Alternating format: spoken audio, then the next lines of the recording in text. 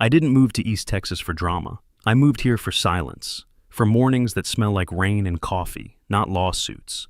But on my first week of retirement, a white envelope showed up in my mailbox, demanding $100,000 from an HOA that didn't even exist out here. That was the moment I knew. Someone was trying to steal my land on paper. I bought the place outright, 90 acres of peace, a few miles past the last gas station, where the asphalt gives up and the red dirt takes over. The kind of property you don't find online.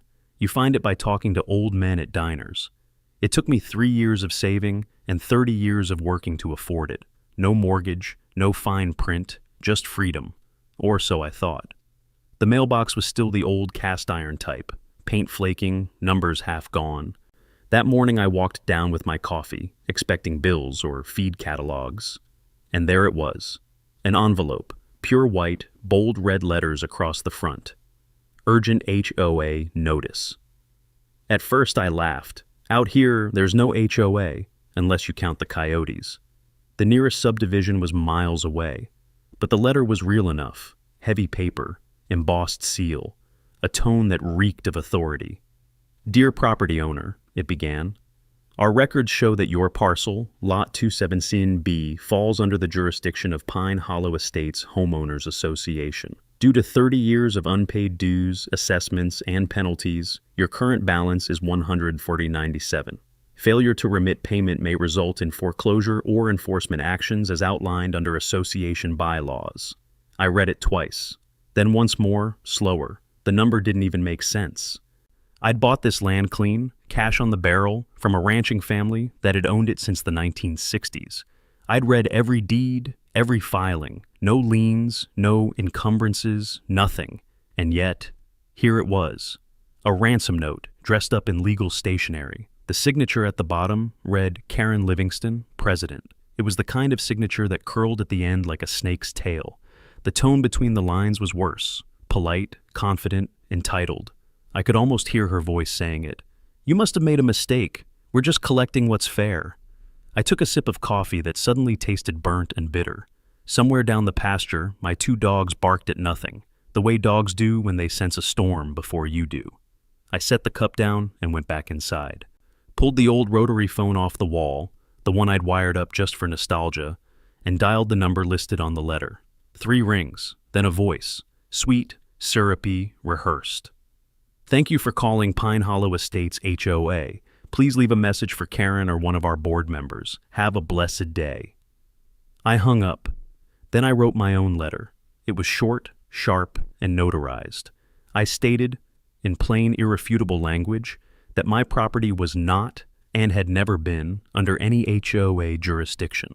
I attached a copy of my title deed, parcel report, and a screenshot from the official county boundary map showing Pine Hollow Estates stopped 1.5 miles south of my fence line. I even cited the state property code for private landowners, just for seasoning. Then I mailed it certified with return receipt. By the time I dropped it off at the post office, the sky had turned the color of tarnished silver, and thunder was building over the hills. I remember thinking, that'll be the end of it. They'll see the paperwork, realize they screwed up, and leave me alone. But that's not how people like Karen Livingston operate. They don't retreat. They escalate. 3 days later, another envelope arrived. Thicker this time, and that's when I realized the first letter wasn't a mistake. It was a warning shot. I tore the thick envelope open right in there at the kitchen table. No return address this time, just a red stamp that said, Final Notice. Inside was a folded, color-printed map, fresh ink, crisp lines, the kind of fake authority that smells like toner and arrogance. At the top it read, Updated Boundary Plan, Pine Hollow Estates, adopted 2016. I spread it out flat beneath the yellow light. The bright red outline of their community now stretched well beyond the last subdivision road, crawling north across open pasture, all the way into my ranch, right through my fence line. According to this map, my land now belonged to them. I studied it for a long minute, letting that quiet fury settle in. They hadn't filed a lien. They hadn't even gone through the county. They'd just drawn a new border and hoped no one would notice. That's when I walked back to my study and spun the dial on my safe. Inside was a thick leather binder, the kind with metal rings that creak when you open it, filled with every document that mattered. The smell of old ink, carbon copy, and dust hit me like memory. This was my proof, my weapon. I laid it out on the table next to their fake map. Truth on one side, fiction on the other. And I thought to myself, you really picked the wrong man to lie to. I've spent my whole life reading what other people ignore, the fine print. When you spend 25 years chasing financial fraud, you learn that crooks hide in commas. They live in the white space between words. That's where they think the rules stop mattering. So when I bought this ranch, I didn't trust anyone's summary. I went back through 60 years of county records, deeds, plat maps, mineral filings, every dusty microfilm that still existed. Those reels smelled like glue and age and somebody's long-forgotten cigarette smoke, but I read them all. 3 decades of maps, and everyone told the same story, same fences, same boundaries, same surveyor stamp. No association ever touched this land. If a previous owner had owed anything to an HOA, it would have left a mark, a lien. And a lien is like a shadow. Once it exists, it sticks to the land until someone clears it. This land had no shadow. That's why the first letter didn't scare me. It insulted me. They weren't just wrong. They were pretending I wouldn't know the difference. I still remember the day I signed the closing papers. The title agent, young kid, shiny shoes, nervous as a preacher's son in a bar, asked if I wanted extended HOA coverage. I laughed so hard I nearly spilled my coffee. Son, I said, there's no HOA out here, not unless the cows start holding board meetings. He chuckled, checked the box marked not applicable, and handed me the pen. Now, months later, here I was staring at a fake map that said otherwise. Their red boundary line ran right through my pasture, over my creek, and up to my barn like a blood stain. I turned the map sideways, upside down. Didn't matter. It was still a forgery, and an arrogant one at that. I picked up my binder again, flipped to the title chain. 6 owners back, notarized, filed, and clear. No encumbrances, no association. Every page another nail in their coffin. And still, the thought that someone sat in an office clicking Save As on a file that rewrote reality, that's what made my stomach twist. Because I knew this kind of fraud. I'd seen it 1,000 times in corporate ledgers and doctored bank statements. It always starts the same. Someone with power, convinced no one will call their bluff. Well, I was about to. I took a red marker and drew a clean line around my property, the real one, right across their counterfeit. Then I wrote in bold block letters across the bottom, not under HOA jurisdiction, ever. I scanned both pages into my computer, timestamped them, saved multiple copies, and uploaded them to cloud storage. Old habits die hard. You document everything before the liars start erasing. Then I sat back, staring at both maps side by side. Mine, honest and scarred with age. Theirs, shiny and false. Paper against paper, ink against ink. One telling the truth, the other trying to steal it. Out on the porch, thunder rolled low and distant. The dogs barked again, uneasy. Storm's coming, I thought, and it wasn't just in the sky. I knew right then this wasn't confusion. It was a setup. Someone had crossed a line that didn't belong to them, and now they'd drawn me into their map. Well, they could draw whatever they wanted. Lines on paper don't change the truth beneath the soil. But what they didn't know yet was that this time, the man they tried to bully with documents was better with paperwork than any of them. The next morning, I drove into town with that fake map riding shotgun beside me, folded neat, sitting there on the passenger seat like a smug liar. The paper still smelled like toner and deceit. I'd stared at it so long the night before, the colors were burned into my eyelids. East Fork County doesn't have a real downtown, just a courthouse that looks too big for its parking lot, a diner that serves the same coffee since Eisenhower, and the records office wedged between a bail bonds shop and a nail salon. It's the kind of place where the carpet's been replaced by duct tape, and the ceiling fan spins like it's tired of its job. When I stepped inside, the air smelled of paper, humidity, and time. A young clerk sat behind the counter, mid-20s, round glasses, the energy of a tranquilized possum. He looked up, cautious. "Can I help you, sir?" I slid the fake map across the counter. "I need an official copy of whatever this is supposed to be." He squinted, frowning a little. "That doesn't look familiar." "That's because it's not," I said. "It's a forgery." He blinked like I'd just confessed to robbing a bank. Sir, we don't use that kind of language here." I leaned in slightly, voice steady but cold.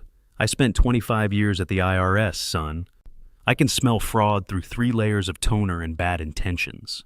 He gave me a nervous nod and started typing, 2 fingers pecking at the keyboard. The screen reflected in his glasses, a pale glow flickering across his face. After a moment, he clicked something. There, he said, turning the monitor toward me. The real county map came up. Same plat number, same coordinates. And just like I remembered, the HOA boundary stopped a good 1.5 miles south of my property. He looked from one map to the other. These don't match at all. See? The official one has a surveyor's stamp and a county filing number. This one, he tapped the fake printout, doesn't have either. Check the metadata, I said. He hesitated, then clicked a drop-down menu. There it was. Created 2016, uploaded from Pine Hollow Sec Wi-Fi. He turned back to me, wide-eyed. That's the HOA's office network. I nodded. And now it's a felony. Before I could think on that any further, a voice spoke from behind me, rough, steady, older. Is that the parcel west of the preserve? I turned. There stood a man in his late 60s, sun-browned skin, denim shirt tucked into worn jeans, boots that had seen 1,000 survey sites. He carried a leather folio under one arm, the kind that looked like it had outlived a few trucks. I said, "It is. You familiar with it?" He extended his hand. Name's Samuel Hart. Used to be county surveyor till I retired 10 years back. I drew those lines myself, long before any HOA tried to play land baron. We shook hands. His grip was solid, the kind that comes from years of real work, not board meetings. "Tell me something, Mr. Hart," I said. "Did my land ever belong to Pine Hollow Estates?" He barked out a laugh that startled the clerk. "Hell no. They tried annexing that section back in '02. Some developer thought he could bully the old ranchers into signing. Judge threw it out before lunch. I testified. Any chance you ever signed an updated boundary after that?"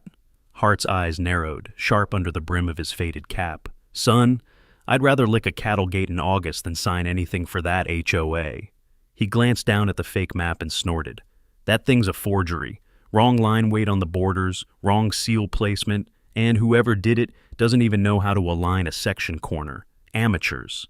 "Can you put that in writing?" I asked. Without another word, he opened his folio, pulled out a notepad and a small ink stamp. The pad was old, the kind that left a ghost of blue ink even when dry. He scribbled quick, his handwriting surprisingly elegant, then signed and stamped it. "Make sure the prosecutor sees this." "Prosecutor," I repeated quietly. We weren't even at a lawsuit yet, but the word fit. Hart nodded once, gathered his folio, and started for the door. Before leaving, he paused and said over his shoulder, "You catch 'em, son. Folks like that been stealing land since they learned how to print paper." When the door shut behind him, the room felt heavier somehow, like truth had just walked out with spurs on. The clerk looked at me, half whispering, "You're not the first one, you know. A couple of other landowners came in last year. Same story. They backed off before filing anything." I folded the maps, tucked Hart's statement inside my binder, and said, "Well, I'm not backing off." Outside, the air hit me like a furnace. Texas summer, late morning. I stood there on the courthouse steps, binder under my arm, the fake map burning in my pocket. The cicadas were screaming, and for a moment, the whole world sounded like static. That was when I realized, this wasn't just about my land anymore. This was a pattern. And I'd just found the first crack in it. The first thing I heard that morning wasn't the wind or the dogs. It was metal. A low, heavy clank, like someone setting a trap. When I stepped outside, the sun was just starting to crawl over the tree line. The air smelled of dew and iron. And right there, hanging across my front gate, was a brand new chain thick enough to stop a truck. A silver padlock the size of a grapefruit held it tight. Bolted into the post beside it, a shiny aluminum sign, property of Pine Hollow Estates, access restricted until debt resolved. I stood still for a long minute. The dogs barked, hackles up. I couldn't blame them. The message wasn't subtle. Pay or stay out. No phone call, no letter, just a damn chain on land I owned outright. I walked closer, running a hand over the metal, still warm from whoever installed it before sunrise. The padlock was new, hardware store fresh, plastic tag still half torn. They'd come out here in the dark, drilled holes, hung their sign, and driven off like thieves pretending to be landlords. I took a picture, then another. Evidence first. Always. Old habits die hard. Inside, I brewed coffee I didn't really want and called the sheriff's office. The dispatcher said she'd send someone out within the hour. I waited on the porch, binder beside me, camera still rolling. 45 minutes later, a tan Ford Explorer pulled up, dust cloud trailing behind it like Judgment Day. The badge on the door read East Fork County Sheriff's Office. The badge on the man read Deputy Allen. He stepped out slow, middle-aged, neatly trimmed mustache, mirrored sunglasses hiding everything else. His tone was practiced calm, the kind that usually means he's already decided you're the problem. "What seems to be the issue, sir?" I pointed at the gate. That's not theirs, that's mine. Somebody from Pine Hollow HOA came onto my land last night and locked it shut." He squinted at the sign, then back at me. "Are you sure this parcel isn't under their jurisdiction?" I almost laughed. "Deputy, I'm sure, and if you need proof, I've got it. Color copies, notarized, gift-wrapped." He hesitated. And that hesitation told me everything I needed to know. He knew them, maybe golfed with one of the board members, or maybe he'd just handled too many petty HOA complaints to see the difference anymore. "Well," he drawled, "they're claiming you're part of the association. Until the court says otherwise, I can't intervene in a civil dispute." "Civil?" I asked quietly. "They trespassed. They drilled into my post. They're blocking access to private property. That's not civil. That's criminal interference." He sighed, the kind of sigh that ends conversations. "I'm not removing that chain, Mr. Jarrett. If you've got an issue, you'll need to take it to court." Then he turned and walked back to his SUV like lunch was waiting. The Explorer rolled away, throwing dust over the sign. For a moment, the words "Property of Pine Hollow" disappeared in the haze. When the dust settled, the letters came back. So did my temper. Fine. If the law wouldn't move for me, I'd move the law myself. I grabbed my phone, called a tow truck company out of Tyler. Didn't tell them much, just that I had hardware blocking an entry. They didn't ask questions. An hour later, a flatbed rumbled up the drive. The driver, tattooed forearms, grinned like he'd seen this kind of nonsense before, looked at the gate, then at me. "You want this chain off quiet?" he asked. "Or with fireworks?" "Let's make it surgical," I said, "but I want it gone." He nodded, pulled a bolt cutter from the truck, long as a rifle, and clipped the lock clean through. The sound was crisp, final, like a verdict. Then he hooked the winch to the post, leaned on the lever, and yanked the entire sign, bolts, screws, and all, right out of the ground. 10 minutes later, the gate swung freely again. I paid cash, tipped heavy. Before he left, the driver glanced at the shredded sign lying in the dirt. "HOA trouble?" he asked. "Yeah," I said. "They forgot who owns the dirt." That afternoon, I went to work the way I used to prep a case file. 3 motion-triggered cameras, one on the gate, one down the road, one hidden in an oak tree 20 yards off. A solar-powered floodlight mounted above the post. Anyone within 10 feet would light up like they'd stepped on a stage. I wired everything to back up automatically online. If they came again, I'd have them from every angle. By sundown, the place looked the same as always. Quiet pasture, fence posts glowing in the last light. But something fundamental had shifted. My land had been marked, violated. The old peace was gone, replaced by a sense of readiness, like standing guard in your own house. Before nightfall, I filed a formal complaint with the county prosecutor's office. Photos, timestamps, coordinates, Hart's statement, the fake map, everything. If they wanted a case, I just handed it to them with a ribbon on top. Then I sat on the porch with the dogs, watching that new floodlight blink alive as the sun disappeared. For the first time in weeks, I didn't feel like prey. I felt like bait, and I was fine with that, because I knew she'd come back. And when she did, I wanted the cameras rolling. The first night after I set up those cameras, I slept like a soldier, light, half alert, the kind of sleep where every noise registers in your bones. The wind creaked the porch rail. A distant coyote howled, and sometime before dawn, one of the motion sensors pinged. A tiny chime from my phone, soft but sharp enough to cut through the dark. I didn't get up right away. Sometimes it's a raccoon, sometimes a deer nosing the fence. But when I checked the feed an hour later, the coffee went cold in my hand. There she was, Karen Livingston, 5:48 a.m. Yoga pants, windbreaker, flashlight in hand, marching right up to my front gate like she owned the world. The same gate she'd chained shut 2 nights before. The camera caught everything in clean, 1080p clarity. She stopped right where the chain used to hang, stared at the empty space for a few seconds. Then she looked straight at the camera, saw it, and gave it the finger. No words, just that. A slow, deliberate gesture that said, "I know you're watching, and I don't care." I paused the video right there, frame by frame, her face lit by the floodlight, eyes narrow, jaw tight. The expression of someone who's angry, not because they're right, but because they've been caught. I smiled, because that was the first moment she realized this wasn't going her way. I saved the clip, time-stamped it, backed it up in 3 different folders, and burned a copy to USB. Evidence, neat and tidy. Then I called the sheriff's office again, asked to speak to the evidence division. Different deputy this time, younger, polite, professional.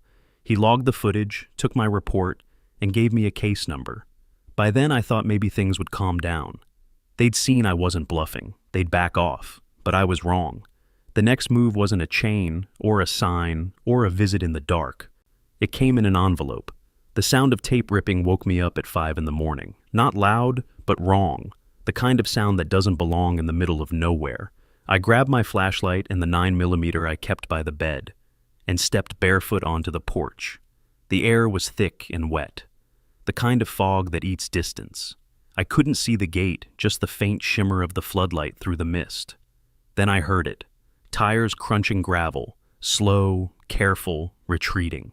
By the time I made it down the drive, the car was gone. Only dust and silence remained. And on the gatepost, taped right in the center, a brown envelope flapping in the breeze. Typed label, no postage. I peeled it off and tore it open under the porch light. Inside was a single document. Notice to appear, East Fork County Civil Court. Defendant, Randall D. Jarrett. Cause, non-payment of HOA obligations. Hearing date, Friday, 7 a.m. Judge G. Livingston. I stood there staring at it, the name burning through my head. G. Livingston. It took a few seconds to remember why it sounded familiar. Then it hit me.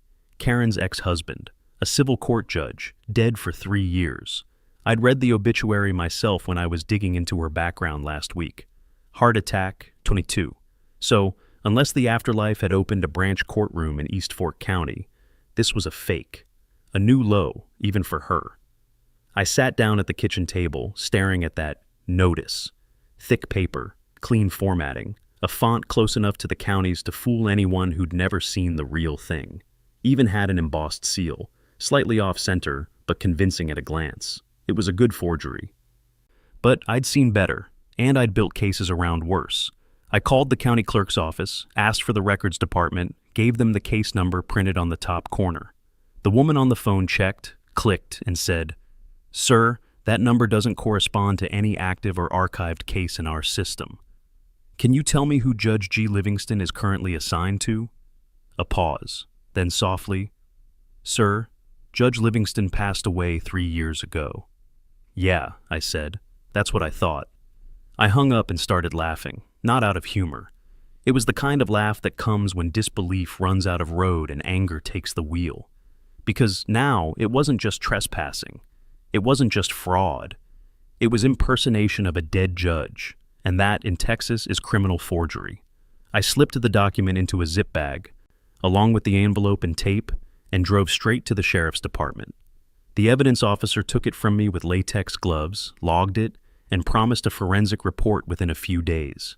When it came back, it told me everything I already knew, but with proof. Fingerprints, Karen Livingston. Inkjet pattern, Canon model registered to Pine Hollow HOA office. Paper type, identical to stock purchased by the same office 6 months ago. They might as well have signed it in blood. I compiled everything. The video of her at the gate, the forgery analysis, the fake map, Hart's notarized statement, and the boundary records from the county. It was enough to fill a binder, Exhibit B through Z. And as I slid the last sheet into its sleeve, something strange happened. I didn't feel angry anymore. I felt steady. Like I'd shifted gears from survival to pursuit. The fear, the outrage, even the fatigue, all replaced by a quiet certainty. I'd seen people forge tax returns, death certificates, entire identities. But this woman, she'd tried to forge reality itself. And that kind of arrogance always ends the same way, with someone like me flipping on the light. The next morning, I called a lawyer, not the kind you find on billboards or daytime TV. This one came from a referral, a friend of mine in Tyler who still owed me a favor from a tax case years back. He said, "You need someone who doesn't scare easy. Call LaToya Ramirez. She eats HOAs for breakfast." He wasn't exaggerating. When LaToya picked up, her voice was calm and measured, the kind of calm that usually means the other side is about to have a very bad day. "Mr. Jarrett," she said, "I've reviewed what you emailed me. That's not civil harassment. That's a pattern of criminal conduct. You've got forgery, fraud, trespass, and obstruction of property rights, at minimum." "I figured as much," I said, "but I wanted airtight." She paused, like she was flipping through her mental Rolodex of options. "Then we start with injunctive relief, a court order stopping them from setting foot on your land again. After that, we attach fraud and harassment claims. And once the DA gets wind of that forged summons, we'll have leverage for criminal charges." I liked her already. We met that afternoon at a diner off Highway 31. She walked in carrying a leather briefcase and a sense of purpose that made the waitress move faster. Sharp suit, dark eyes, no patience for nonsense. I handed her the binder, the whole case file. She flipped through it while sipping burnt coffee that would have stripped paint. Didn't flinch once. When she reached the fake court notice, she smirked. "Well," she said, "this is new. Using a dead judge's name is a first, even for these HOA bullies." "I take it you've seen a few?" I asked. She chuckled softly. "More than I can count. They start out small. Parking fines, lawn citations, community integrity. Then they get a taste of control, and next thing you know, they're playing government with clipboards. But this," she tapped the forged document, "this is federal-level stupid." She slid the notice back into the sleeve and looked up at me. "Mr. Jarrett, if you'll authorize me, I'll file the injunction tomorrow morning. I'll also forward this entire binder to the county prosecutor's office. They'll want to see this before I even mention the words criminal forgery." I nodded. "Do it." She smiled, not friendly, not warm, but the kind of smile you'd see on someone who just spotted their prey in the brush. "Good," she said. "Then let's make her regret picking paper as her weapon." That night, I scanned and backed up every single page again. Old habit. Digital redundancy saves lives, or at least lawsuits. The next day, LaToya called. Her voice was brisk, confident. "Filed the motion first thing. The court accepted it. The prosecutor's office wants to meet you this afternoon. Assistant District Attorney Weaver will be handling the review." "Review for what?" I asked. "For possible criminal charges," she said simply. "You did your part. Now it's their turn." The ADA's office was a small building behind the county courthouse, brick, square, and utterly unimpressed by drama. Inside, Weaver turned out to be mid-40s, clean-cut, with the kind of eyes that measured people for truth, the way a rancher measures cattle. He shook my hand firmly. "Ms. Ramirez tells me you've stirred quite the hornet's nest, Mr. Jarrett." "I didn't stir it," I said. "I just didn't let it sting me." He grinned faintly.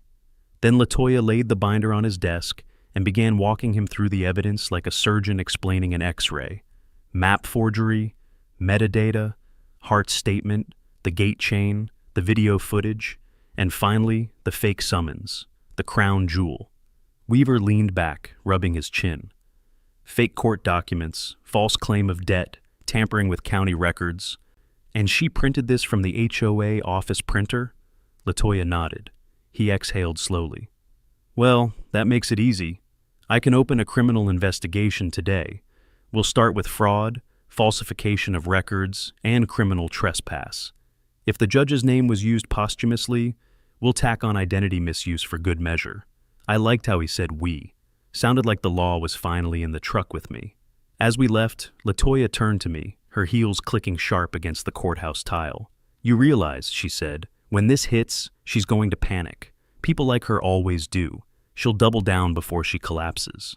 "Let her," I said. "Panic makes mistakes. Mistakes make evidence." LaToya smiled again, the same cold, predatory one from the diner. I can see why you worked in fraud, Mr. Jarrett. You think like a prosecutor. Old habits, I said. Can't help it. That night, I drove home under a heavy sky. The storm clouds over the pasture looked like bruises in the dark. Lightning flickered somewhere east, painting the fence line in silver.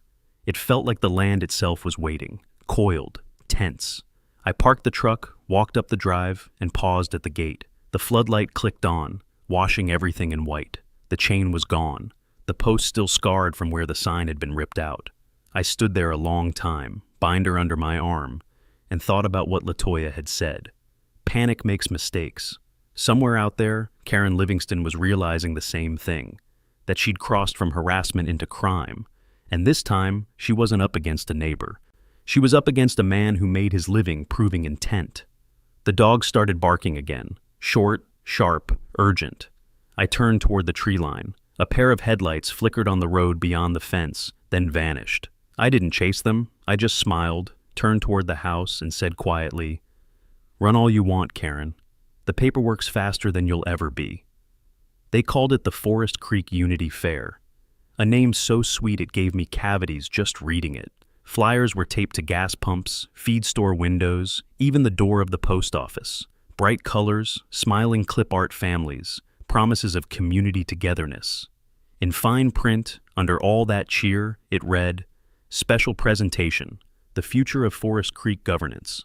Translation, Karen Livingston's Damage Control Tour.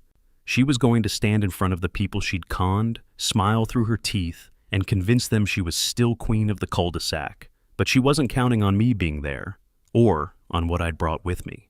Saturday morning came warm and bright, a Texas kind of morning, where the heat starts early and the air hums with bugs and tension. The fairground wasn't much, just the HOA's parking lot, a few tents, some folding tables, and a half-deflated bounce house that leaned like a guilty conscience. I pulled up at 9:58 a.m. sharp. Jeans, clean boots, plain button-down shirt, not looking for a fight, but not hiding either. Under one arm, my black zippered portfolio. In the other, a slim portable monitor case. Beside me walked LaToya Ramirez, heels clicking sharp against the asphalt.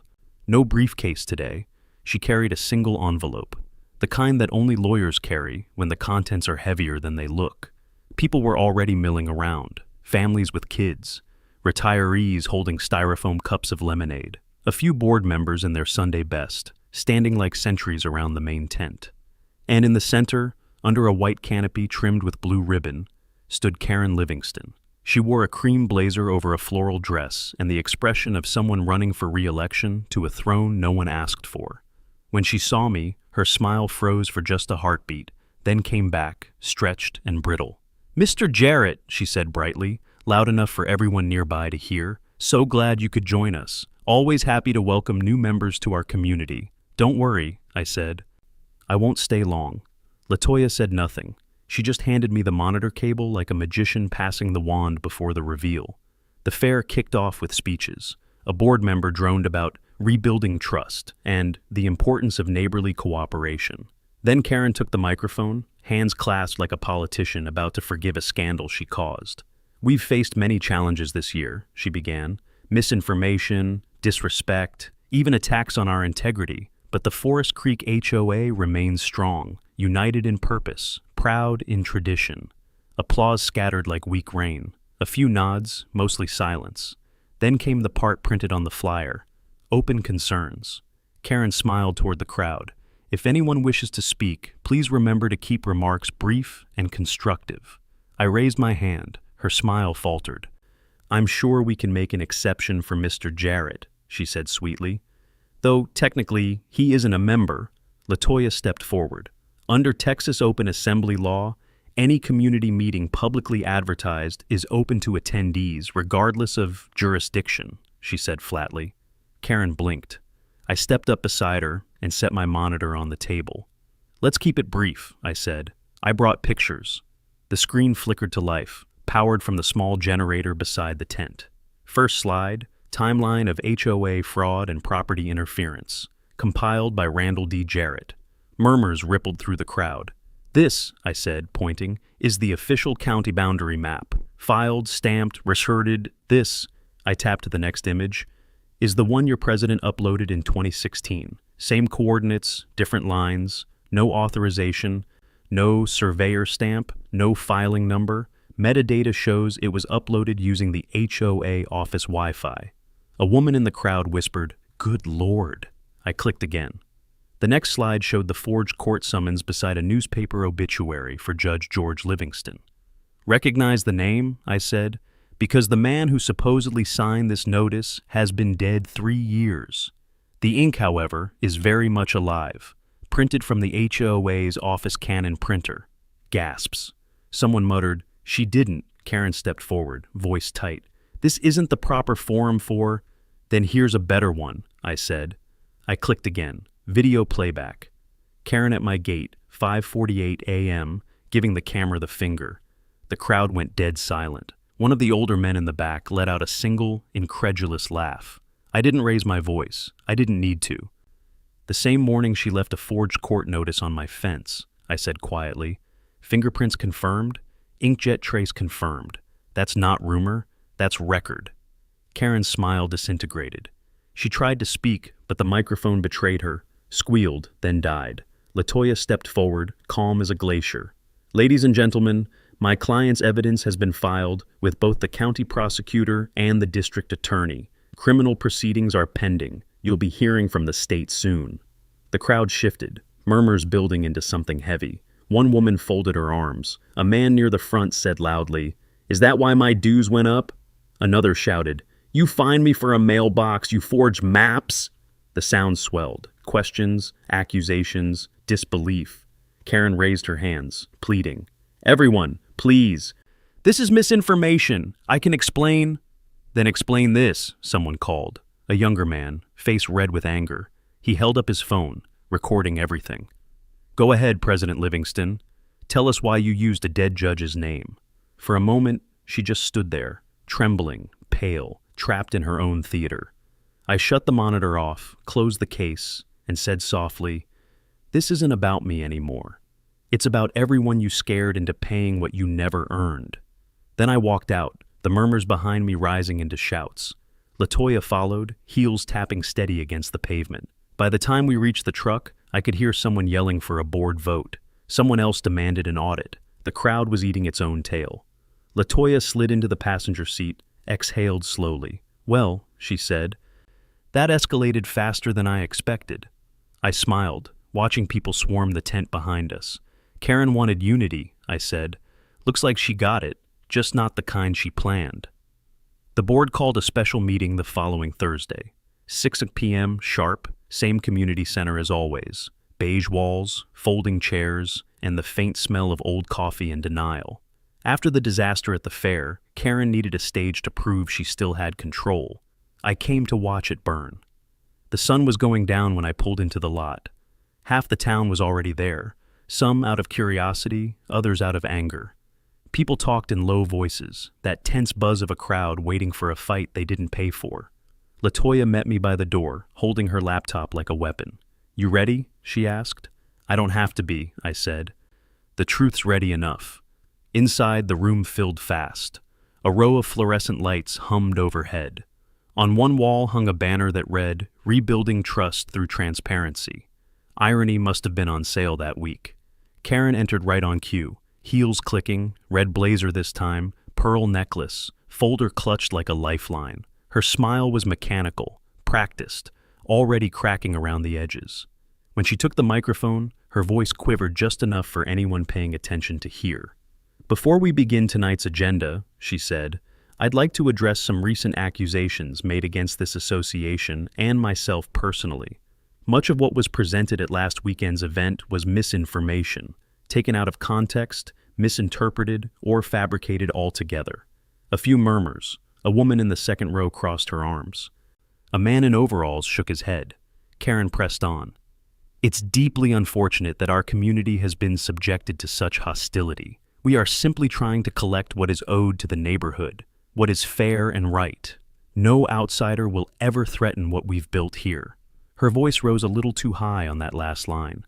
She looked straight at me when she said it. That was her big moment, her last speech before gravity caught up. The door at the back of the room opened. 2 deputies stepped in.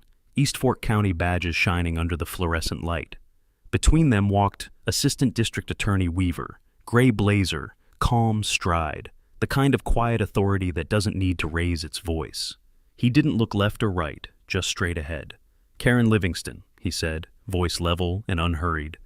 "You are under arrest for fraud, filing false legal documents, tampering with public records, obstruction of property rights, and criminal trespass." For a second, the room didn't move. Then came the sound, a soft gasp, like the whole crowd exhaled at once. Karen blinked. Then she laughed, a high, brittle sound that didn't belong to a sane person. "You're kidding," she said. "This is absurd. This is harassment. I built this community." Deputy number 1 stepped forward. "Ma'am, please place your hands behind your back." Karen's eyes darted across the room, searching for help, for sympathy, for anything. But the faces staring back at her were stone. Even her inner circle, the treasurer, the secretary, wouldn't meet her eyes. "Don't you dare," she hissed. "This is my HOA." Deputy number 2 reached for her arm. She jerked back, nearly knocking over the microphone. "This is illegal, you can't—" The click of handcuffs cut her off, clean, metallic, final. Weaver waited for the noise to die. Then he handed a thick folder to one of the remaining board members. "You'll find in here copies of the evidence submitted by Mr. Jarrett," he said, "along with signed affidavits, court orders, and an authorization for immediate administrative audit of your organization. Several of you may be contacted for questioning." Karen twisted in the deputy's grip, hair falling loose, voice breaking. "You don't understand," she shouted. "I own this land. I made this place." Weaver didn't even look at her. He simply said, "No, ma'am, that's exactly the problem." They walked her out, the sound of her heels scraping against the linoleum. The door closed behind them with a dull, echoing thud. For a long moment, the room stayed silent. Then someone started clapping. Just one person, slow, deliberate. Then another joined in, and another, until the whole room was on its feet, the applause rising like thunder. LaToya glanced at me, smiling just enough. "Well," she said softly, "that escalated efficiently." I didn't smile back right away. I just stood there, letting the sound wash over me. Not pride, not triumph. Something quieter. The kind of satisfaction that only comes when justice finally catches up to arrogance. When the applause faded, I walked to the front, picked up the microphone Karen had dropped, and said, "For anyone wondering what comes next, the county has what it needs. The HOA will be audited, and whatever's left of it will face restitution. For the first time in a long time, this neighborhood belongs to its people again." No applause this time, just quiet nods, tired faces, a sense of something ending, the kind of peace that follows a long storm. As we stepped outside, the air was cool and still. The sun had set, leaving the sky washed in violet and orange, the color of endings and forgiveness. Deputy cruisers idled near the curb, red and blue lights flashing soft against the community center wall. In the back seat of one of them, Karen sat motionless, hands cuffed, eyes empty. LaToya looked at her, then at me. "Closure feels different when you earn it, doesn't it?" "Yeah," I said. "It's quieter." She nodded, then headed for her car. I stayed a minute longer, watching the cruiser pull away, taillights fading into the dark. The same dark she used to rule from. Then I turned toward my truck, the night air heavy with the smell of dust and justice, and thought, some people build fences, others build prisons. She just learned the difference. The morning after the arrest, the story hit the local news. They ran the headline in bold across the bottom of the screen. HOA president arrested in fraud scandal, forged court orders, and illegal maps uncovered. I watched it from my kitchen table, same spot where I'd first opened her fake summons. Coffee steaming, sunlight cutting through the blinds in golden stripes. The anchor's voice steady and detached, the way reporters talk when they're trying not to sound amazed. They showed everything. The map comparison, the footage of the forged document, even my gate camera clip. They blurred her face, but the gesture, that middle finger at dawn, didn't need a name tag. Then came the interviews, former residents, old HOA members, people I'd never met but who'd all lived the same story. Mysterious fines, unauthorized fees, vague threats of foreclosure. It was like watching termites crawl out of a rotten beam. You never realize how deep the rot goes until someone kicks the wall. By noon, my phone wouldn't stop ringing. Reporters, lawyers, neighbors, even strangers from 2 counties over. Most of them weren't angry anymore. They were relieved. Finally, someone had pulled the curtain back. A man named Doug Coleman called. He lived 2 streets inside the original HOA boundary. "I just want to thank you, Mr. Jarrett," he said. "I paid them for years. Dues, late fees, assessments. Every time I asked for a breakdown, they said the records were lost. Turns out, what was lost was their conscience." By evening, a small crowd had gathered at the community center again. No Karen this time, just residents, tired faces, paper cups of coffee, a quiet kind of unity. They wanted to know what came next. LaToya stood at the front, calm and deliberate. "Here's the reality," she told them. "The HOA board is suspended under state review. The prosecutor's office is handling the criminal side, but civil restitution, getting your money back, clearing fraudulent liens, that's going to take time, and that's where we come in." She looked around the room, maybe 40 people, maybe more, and added, "I'll be filing a class action lawsuit on behalf of any homeowner who was charged or coerced under false pretenses. We already have the evidence. Now we need the names." Hands went up across the room. Some shaking, some angry, some just tired. I stayed in the back, leaning against the wall, listening. It wasn't my fight anymore, not directly, but I felt something settle in my chest. Maybe pride, maybe peace, maybe both. Later that night, LaToya called me. Her tone was different, softer. "You did good, Randall," she said. "Most people would have folded. You didn't." "I've seen too many bullies win because decent folks didn't want the hassle," I said. "This one just happened to pick the wrong man to hassle," she laughed. "You know, when this is done, the damages could top 3 million. 37 households have joined so far." "Good," I said. "Make it hurt." Then there was a pause, long enough for me to hear the hum of her office air conditioner on the other end. "You ever think about why you still fight this hard?" she asked. "You're retired. You could have ignored it, written it off, moved away." I looked out across my pasture, the moon silver on the grass, the dogs sleeping by the steps. "Because," I said quietly, "you let one bully take your gate, and the next one will take your road. And the one after that will take your name off the map." She didn't answer right away. Then she said softly, "Remind me never to end up on your bad side," and hung up. The next few weeks felt strange, quiet but not empty. The kind of quiet that comes after a storm, when the air still smells like rain and ash. Neighbors I'd never spoken to started waving as they drove by. Someone left a basket of biscuits on my porch with a note, "Thanks for standing up." Even the sheriff's department seemed to have learned humility. Deputy Allen drove by one morning, slowed down, tipped his hat, and kept going. Didn't say a word. Didn't need to. Karen's mugshot made the papers 2 days later. Her eyes were flat, expressions somewhere between rage and disbelief. She'd been denied bail on account of tampering with public records. I read the article once, folded it, and slid it into the binder with everything else. Exhibit Z, now complete. A week after that, LaToya sent me an email titled Update. It contained one sentence. "The court has accepted our class filing, case number C1149, Civil Division." Below it was a list of names, 37 plaintiffs, people who had lived under her rule for years, finally standing together. Their claims totaled just over $3 million.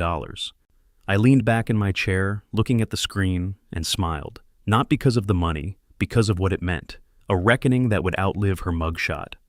That night, I sat on the porch again. Same place, same quiet. The floodlight at the gate glowed steady, no longer a warning, just light. Somewhere in the distance I could hear laughter. Neighbors, maybe, free of the weight they didn't know they were carrying. I thought about everything that had happened. The letters, the chains, the fake maps, the forged court order, all the lies dressed up as authority. And I realized something. Karen hadn't just built an HOA. She'd built a system of fear. One signature, one fine, one fake rule at a time, and all it took to end it was someone willing to say no. I closed my eyes and listened to the crickets. Somewhere in the back of my mind, I could still hear Hart's gravelly voice. Folks like that been stealing land since they learned how to print paper. He was right, but paper cuts both ways. And for the first time in a long time, East Fork County felt honest again. 6 months passed before the final hearing. By then, the world had moved on.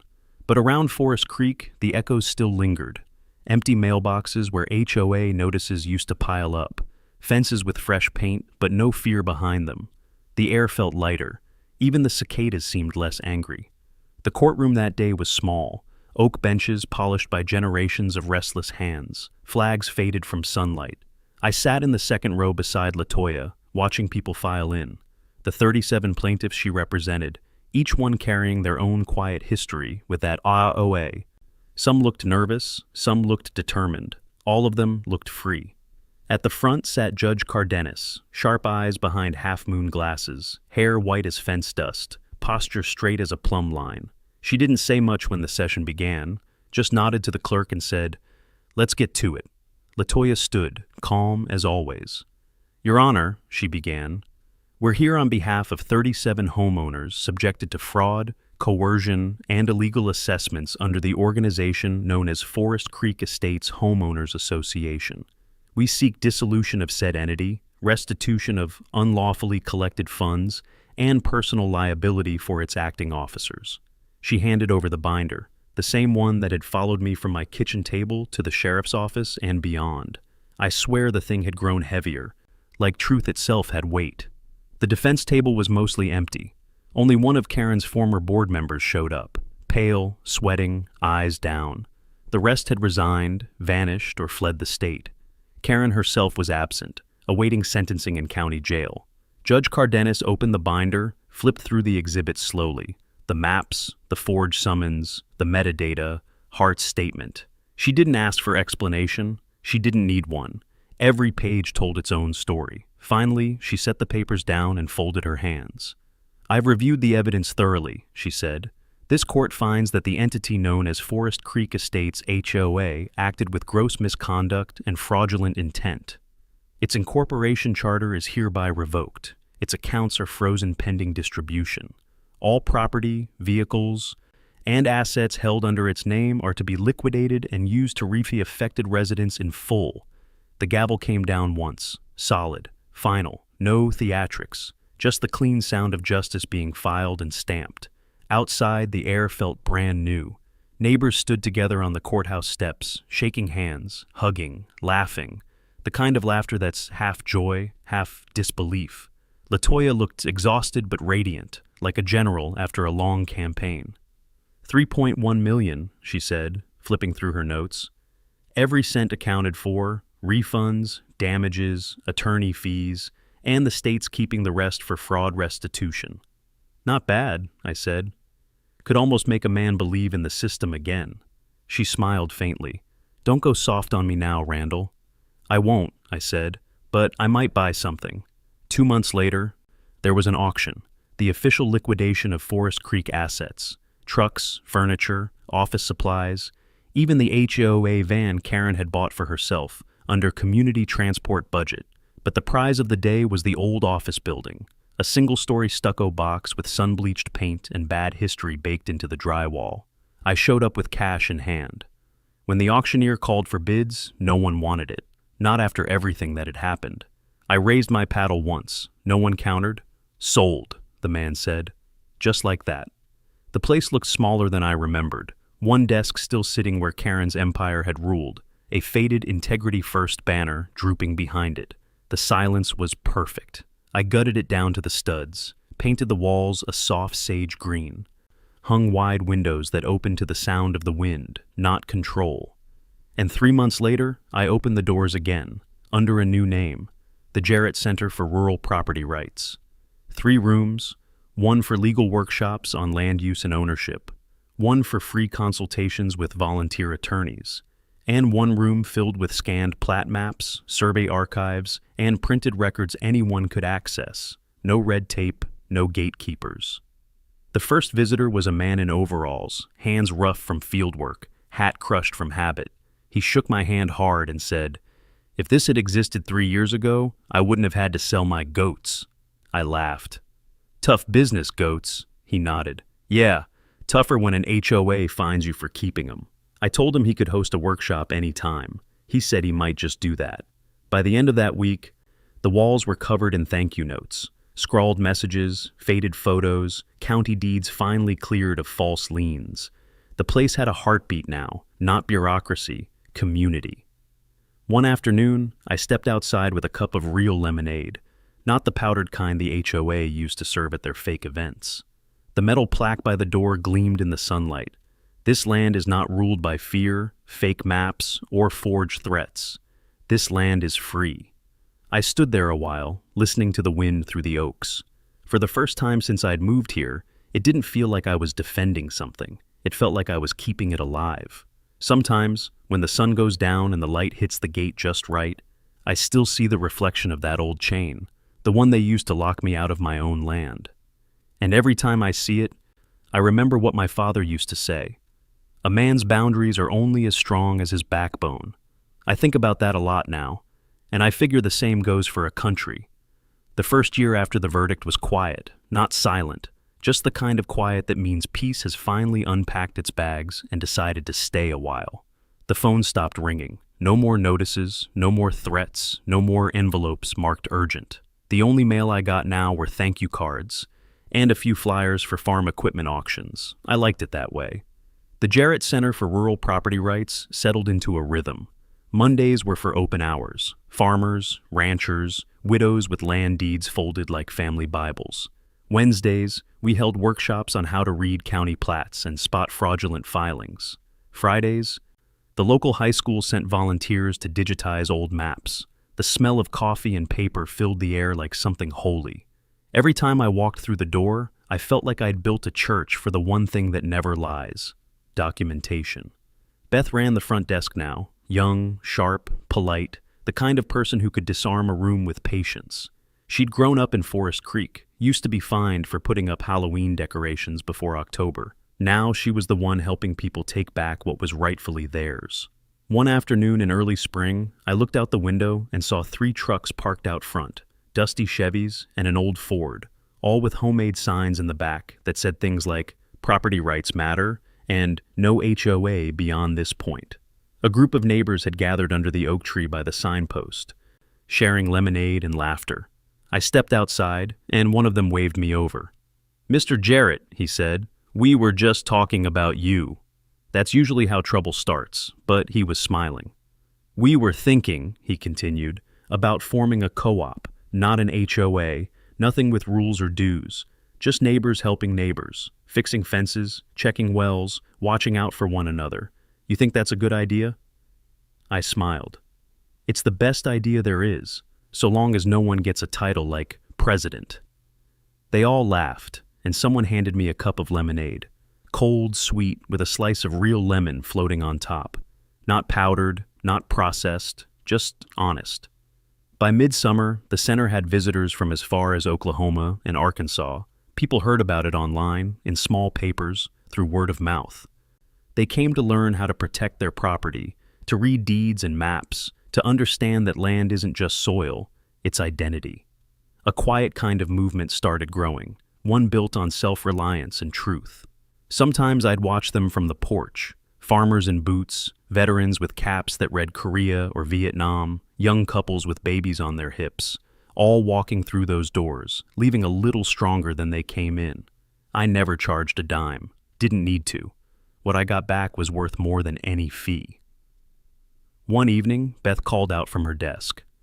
"Mr. Jarrett, there's a young man here to see you."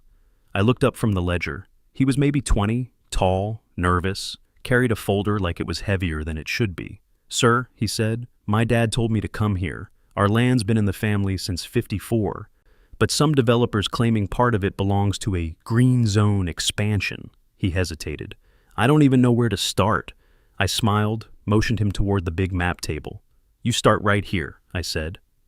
Then I handed him a magnifying glass and a pen. "Let's read the land together." We spent 2 hours tracing lines, comparing survey marks, matching deeds to coordinates. By the time he left, he knew more about his property than most county clerks. As he walked out, he turned and said, "My granddad would have liked you, sir. Said the world used to have more men like this." I told him, "The world still does. They just need to be reminded." That night, after everyone left, I sat alone in the center. The sun had gone down, but the windows still glowed gold from the streetlight. On the wall hung the metal plaque I'd had made the week we opened. It read, This land is not ruled by fear, fake maps, or forged threats. This land is free. I ran my hand along the words, feeling the cool metal under my fingers. Sometimes I wondered if all of this, the fight, the letters, the courtroom battles, had been worth it. Then I'd look at that plaque and remember, it wasn't just about one ranch or one man. It was about everyone who had ever been told you don't own what's yours. Before heading home, I walked down the path toward the gate. The floodlight clicked on, bathing the road in white. The grass was tall, waving soft in the evening breeze. The chain was long gone, but I still kept the broken padlock, framed on the wall inside my office. A reminder of what happens when lies meet daylight. The dog stirred near the porch as I closed the gate behind me. In the distance, a whip-poor-will called once, then again. Somewhere beyond the pasture, thunder rolled, gentle and low. Rain was coming, the good kind, steady and honest, the kind that makes the land forgive you for digging too deep. I took a deep breath and smiled, because for the first time in a long time, this place didn't feel like a battlefield anymore. It felt like home. Time doesn't move fast out here. It just changes direction when you're not looking. It's been 5 years since the courthouse gavel came down. 5 years since the day fear left this soil. The Jarrett Center still stands.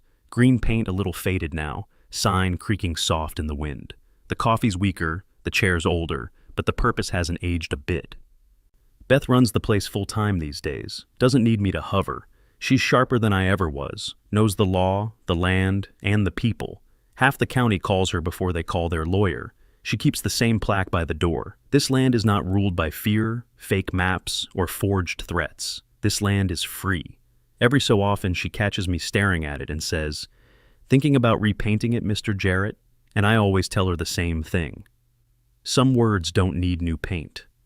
The folks who used to hide behind HOA bylaws moved away long ago. The ones who stayed built something real, not a neighborhood, not an association, just a community. They plant together, mend fences together, fix roofs when storms roll through. No board, no titles, no dues, just hands and honesty. And that's more binding than any covenant I've ever read. Sometimes I drive past the old Forest Creek subdivision. The sign's gone now, taken down after the final settlement. All that's left are quiet yards, porches with rocking chairs, kids chasing dogs through sprinklers. No clipboards, no threats, just life. Funny thing is, peace doesn't make noise. It just replaces the kind that used to. I don't go into the center much anymore. Mostly I sit on the porch, watch the wind ripple through the pasture, and listen to the land breathe.